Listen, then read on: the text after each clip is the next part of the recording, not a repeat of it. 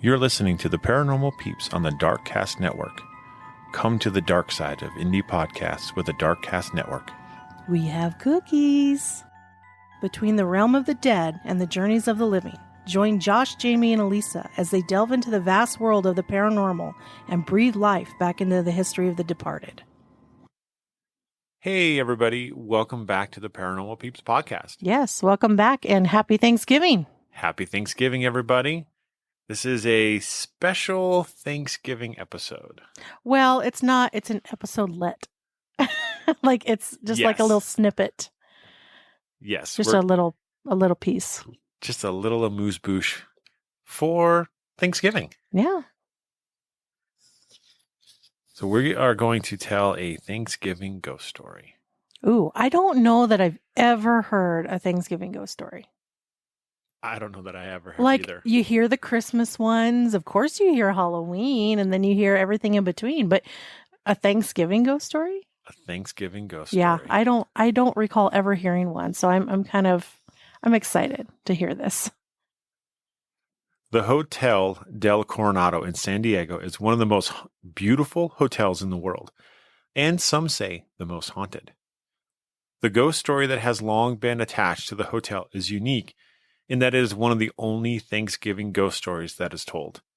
It involves a young woman named Kate Morgan who checked into the hotel on Thanksgiving Day, 1892, and never checked out.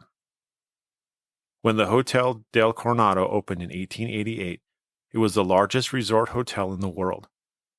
In the middle 1880s, the San Diego area was in the middle of a real estate boom. To draw people to the area, several wealthy businessmen went together and built the Hotel del Coronado. The popularity of the hotel was established before the 1920s. It already had hosted Presidents Harrison, McKinley, Taft, and Wilson. The hotel went on to host Presidents Franklin Delano Roosevelt, Dwight D. Eisenhower, John F. Kennedy, Lyndon B. Johnson, Richard Nixon, Gerald Ford, Jimmy Carter, Ronald Reagan, George H.W. Bush, Bill Clinton, George W. Bush, and Barack Obama. Dang, that's quite a list. It's a huge list. By the 1920s, Hollywood stars and starlets discovered the Del was in the place to stay. Many celebrities made their way south to party during the era of Prohibition and used the Hotel Del as their personal playground. Tom Mix, Rudolph Valentino, Charlie Chaplin, and Ramon Navarro were a few of the many actors who stayed in the hotel during weekend getaways. Other notables have included Marilyn Monroe, Thomas Edison, L. Frank Baum, Vincent Price, Babe Ruth, and many others. During World War II, the hotel was used to house Navy pilots and the families of officers. By the end of the war, the neglected hotel had started to age, and while millions were spent to refurbish it, a new owner in 1963 planned to tear it down. But he changed his mind and remodeled and expanded it instead. It remains today as one of the most beautiful resorts on the West Coast, and one with several ghosts. Okay, I want to go. Right? You just said haunted ghosts. I'm there. Exactly. The hotel's hauntings include the ghost of a little boy and girl, a former hotel caretaker seen in the dining room, and a Victorian woman who has been seen dancing in the ballroom. But there are none as famous as the ghost of Kate Morgan. As mentioned, Kate checked into the hotel on Thanksgiving Day, 1892, and she has never left. Hotel guests and employees believe that the most of the paranormal events that occur in the hotel can be connected to Kate. Witnesses report flickering lights, televisions that turn off and on by themselves, dramatic shifts in room temperatures, odd scents, unexplained voices, the sound of strange footsteps, mysterious breezes which cause curtains to billow when windows are closed, and objects which move on their own accord, and some claim to have seen the ghost of Kate Morgan herself. Kate Morgan, a pretty woman in her mid-20s, checked into the Hotel del Coronado alone on Thursday, November 24th, 1892, which was Thanksgiving evening. During her stay, hotel employees, many of whom had frequent interactions with Kate, reported that she had appeared ill and very unhappy. She had also told quite a few employees that she was waiting for her brother, who she said was a doctor, to join her, but he never showed up. 5 days after she checked in, Kate was found dead on an exterior staircase leading to the beach. She had a gunshot wound to her head, which the San Diego coroner later determined was self-inflicted. A search of her hotel room revealed no personal belongings. In fact, there was nothing to identify the beautiful stranger, except the name she used when she registered, Lottie A. Bernard from Detroit. After her death, police sent a sketch of Kate's face and information about her death to newspapers and police stations around the country, in hopes that someone could shed light on the dark, mysterious surroundings of the suicide of the unknown girl at the Coronado Hotel. Eventually, Lottie Bernard was identified as Kate Morgan, originally from Iowa, and the wife of Tom Morgan. Reportedly, Tom Morgan was a gambler who may have made his living gambling on the railroad. After the inquest into Kate's suicide, a gentleman came forward to say that he had seen Kate arguing with a man, thought to have been Tom, on a train en route to San Diego. The witness said that Tom disembarked before reaching San Diego, and Kate continued on to the Hotel del Coronado by herself, where, it is assumed, she waited for Tom to join her. When he never showed up, Kate took her own life. Since that time, paranormal activity has been reported in the room Kate stayed in during her 1892 visit, room 3327, and in other areas of the hotel. She is the most enduring ghost of the Grand Hotel and continues to hold onto the place almost 125 years after her tragic death. That's interesting. There's no mention, like if the gunshot wound was self-inflicted, did they find the gun? There's no mention, like there would have had to been a gun nearby. You don't just shoot yourself in the head and then go hide the gun and then drop later. You mean you could. It's I mean, highly unlikely. It's not really reality, is it? No, it is not. So there's no mention of the gun. There's no mention of like when they really figured out who this woman really was. Yeah. Kate Morgan. Did they question her husband? I would assume so. But why is none of this, included? Probably because it doesn't have a lot of bearing on the actual haunting itself. Well, sure. But you'd want to kind of know, like, did she really commit suicide? If so, where's the gun? Right? Right. And if not, if she was actually murdered, say by her husband, was he not questioned? Did they not investigate this? Or did they just say, oh, no weapon, bullet hole in the head. Yeah, she self-inflicted this.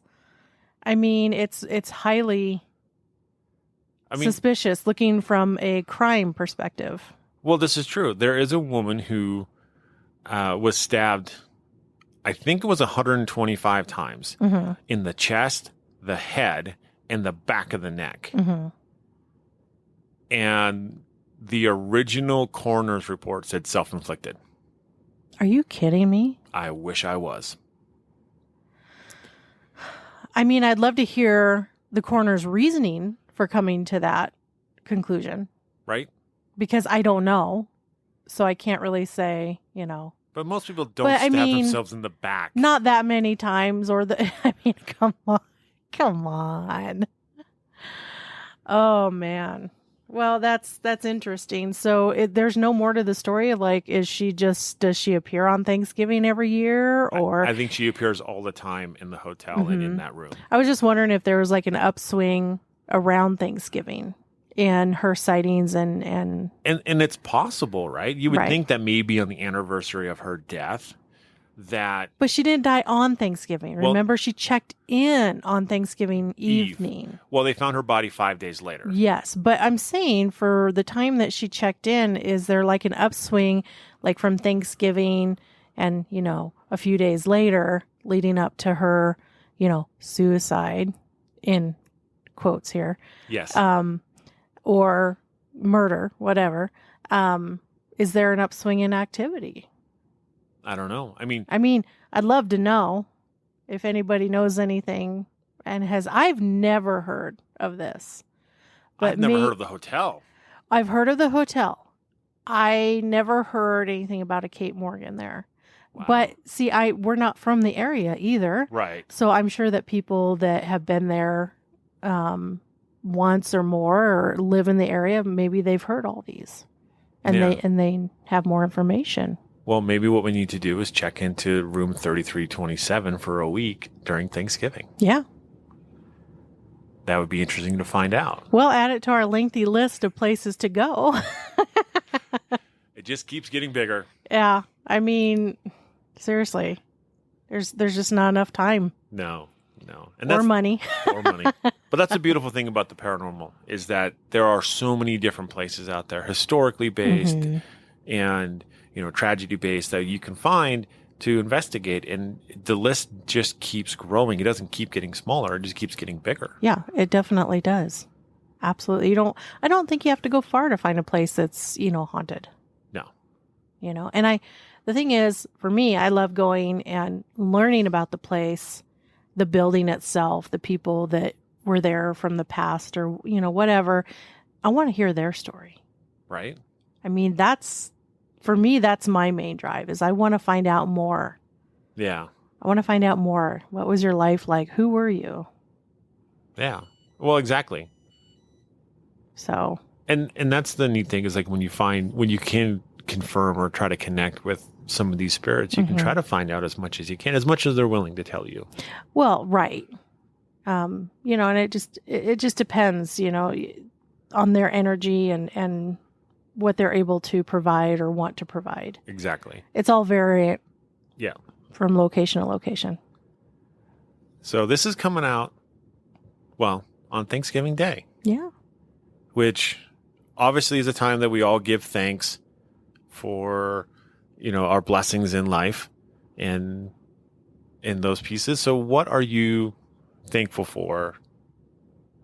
Either for the podcast or for, the paranormal group or beyond.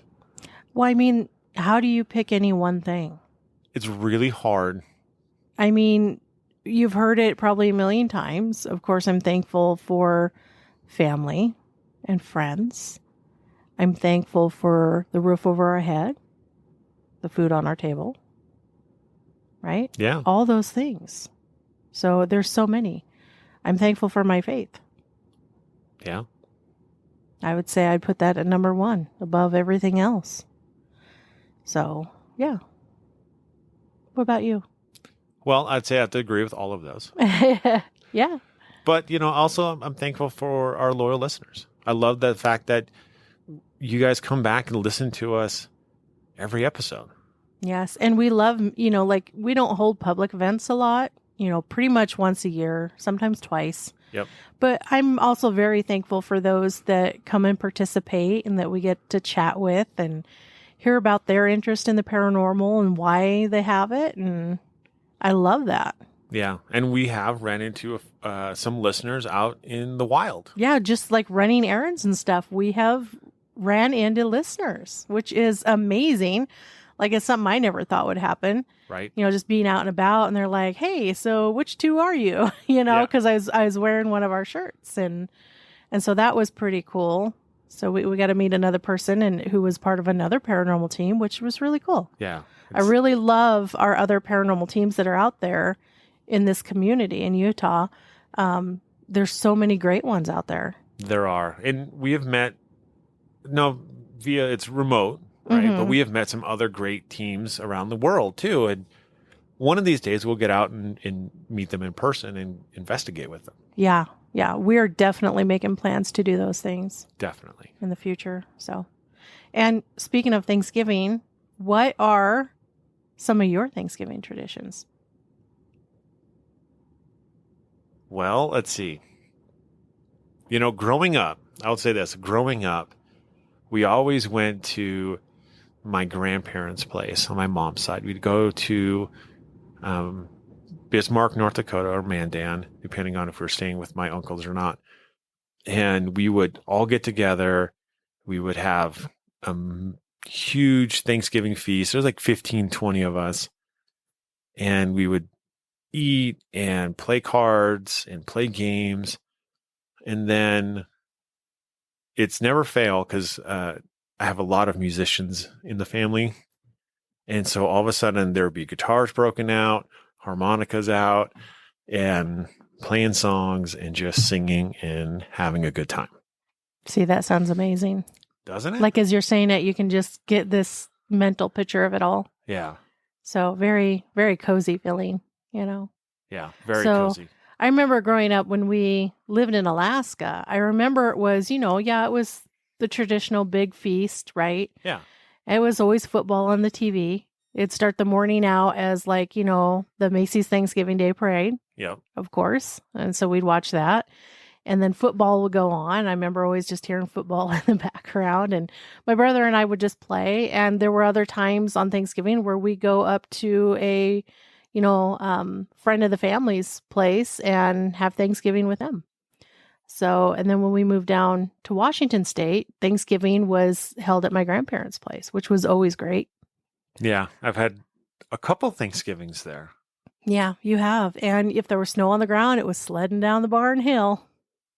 And through the fence. And yeah, going so fast that you go up the snow embankment and through the fence of the lower pasture. It was fun. Or bouncing off of it. Yeah. Although that was a Christmas time. Yeah, but you bounced off it, and I think Stacy went through it. He did. He finished the job. He did.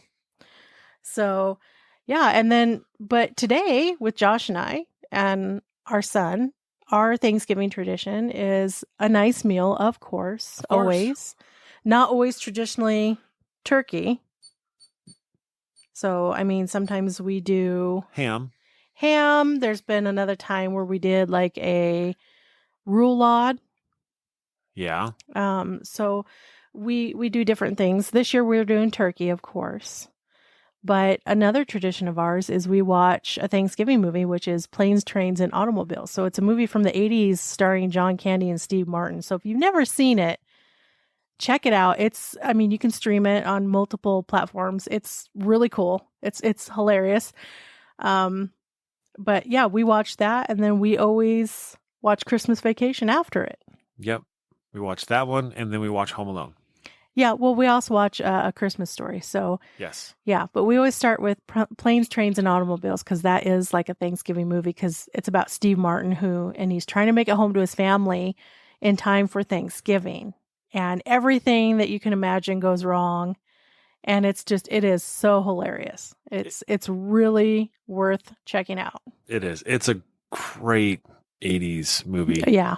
Yeah. So everybody, we just want to say again, thank you so much. We hope you have a wonderful holiday with your friends and family. And as always, stay ghosty, my peeps.